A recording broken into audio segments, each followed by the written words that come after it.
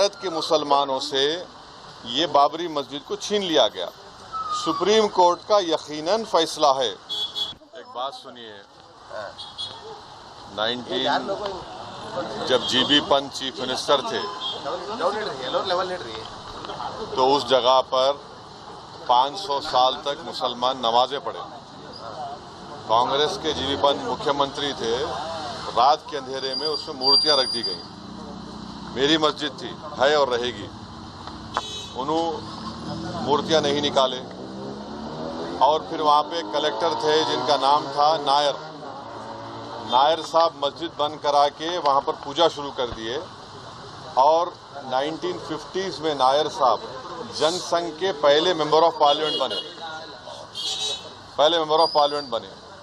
फिर 1986 में लॉक्स खोले गए, बगैर मुसलमानों को सुने। बूटा सिंह शिलान्यास कर दिए। 6 दिसंबर 1992 को सुप्रीम कोर्ट को ये वादा करके बीजेपी संघ परिवार बाबरी मस्जिद को डिमोलिश कर दिए, शहीद कर दिए। और बीजेपी के पास ये मुद्दा कब आया?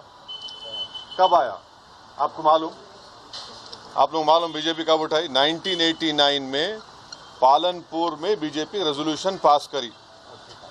विश्व हिंदू परिषद जब फॉर्म हुई, जब तो राम मंदिर नहीं था। महात्मा गांधी बोले क्या? महात्मा गांधी इस बारे में बोले, उन्होंने तो बहुत बड़े, उन्होंने तो हे राम बोल के मारने वाला गोली मारा उनको, गोडसे, उनके जबान से ही तो निकला था। वो बोले क्या? नहीं बोले। तो ये पूरा एक सिस्टमैटिक तरीके से भारत के मुसलमानों से ये बाबरी मस्जिद को छीन लिया गया। सुप्रीम कोर्ट का यकीनन फैसला है। सुप्रीम कोर्ट हमारे मुल्क की आखिरी एपेक्स कोर्ट है। टाइटल सूट था, तो टाइटल सूट में सुप्रीम कोर्ट ने ये कह दिया कि फेथ की बुनियाद पर हम ये जगह मुसलमानों को नहीं दे सकते। सुप्रीम कोर्ट ये भी कह दिया कि वहाँ पर मंदिर को तोड़कर मस्जिद नहीं बनाई गई। ये सुप्रीम कोर्ट ने कहा उस जजमेंट में। और मैंने सुप्रीम कोर्ट के जजमेंट आने के बाद ये रिएक्शन आपको मीडिया को दिया था कि एक सुप्रीम कोर्ट के रिटायर्ड चीफ जस्टिस थे, उनका नाम जस्टिस JS वर्मा नाम था। उन्होंने सुप्रीम कोर्ट के बारे में कहा था कि supreme court is supreme but not infallible. ये उन्होंने कहा था, मैं फिर से कह रहा हूँ।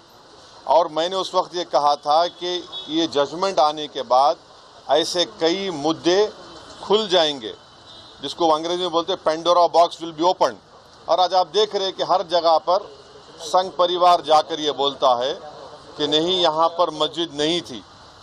ये मेरा मानना है, ये मेरा बोलना है, हम ये बोल रहे हैं। अगर जीबी पंत मूर्तियाँ हटा देते तो क्या आज ये दिन देखना पड़ता हमारे को? अगर 1986 में ताले नहीं खोले जाते तो क्या आज ये दिन आता? क्या अगर 6 दिसंबर को बाबरी मस्जिद डेमोलिशन नहीं होता तो क्या ये दिन देखना पड़ता? ये सवाल है हमारे, इसका जवाब कोई दे ही नहीं रहा है। और फिर ऊपर से जो अपने आप को सेकुलर बोलते हैं, वो बोल रहे हैं कि दिल्ली का मुख्यमंत्री और जो अलायंस में है, हम हर ट्यूसडे को सूरजकंड पाठ और हनुमान चालीसा स्कूल में, गवर्नमेंट स्कूल में पढ़ाएंगे। गवर्नमेंट स्कूल का कोई रिलीजन होता है क्या? हाँ, अभी तो सबका झगड़ा चल रहा है। क्या झगड़ा है ये? झगड़ा क्या है? अगर मोदी नहीं रहते तो हम भी चले जाते। हम उन सब से पूछ रहे कि बताओ, ये जो मैं बातें कर रहा हूँ, 3 इंपॉर्टेंट इंसिडेंट्स बोल रहा हूँ। जीबी पंत जब चीफ मिनिस्टर थे 1986, 6 दिसंबर 1992, इस पर क्या बोलना है आप लोगों का? बोलो। कोई नहीं बोलता। इसलिए नहीं बोलता क्योंकि सबको मेजॉरिटी कम्युनिटी के वोट्स को हासिल करने का झगड़ा है। और नरेंद्र मोदी ये काम करके मेजॉरिटी वोट्स को कंसोलिडेट करना चाहते हैं। और इससे एक पैगाम दे रहे हैं भारत के मुसलमानों के कि आपका भारत की पॉलिटिक्स में आपका क्या मुकाम है, आपकी प्लेस क्या है, ये बताया जा रहा है। बस।